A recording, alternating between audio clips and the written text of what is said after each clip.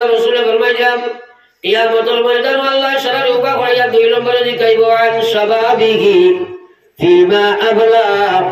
আমি যে জওয়ান বানাইছিলাম এই জওয়ান এখানে কাটো কাটাই আইছ, এই যুবক তুমি তোমারে মূল্যায়ন করো, এই যুবতী তুমি তোমারে মূল্যায়ন করো। তোমাদের এই সময়টা কোথায় অপচয় হয়? আমার আল্লাহ রাসূল ফরমাইছেন সাবাতুন ইউযিল্লুহুমুল্লাহু ফি জিল্লিহি ইয়াওমা লা জিল্লা ইল্লা জিল্লু। কিয়ামতের ময়দানে যেদিন আরশের আল্লাহর রহমতের ছায়া, আরশের ছায়া ব্যতীত কোনো ছায়া থাকতো নাই, ওদিন আল্লাহ 7 প্রকার মানুষের আরশের ছায়ার তলে জায়গা দিব।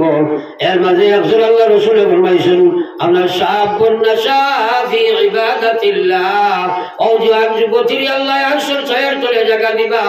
তারা চৌবন খান খান আল্লাহর ইবাদতের মধ্যে লাগাইয়া রাখবো। সুবহানাল্লাহ। এখন আমরা যৌবন কাল ফেসবুকে লাগে, আমরা যৌবন বেটাই যুবন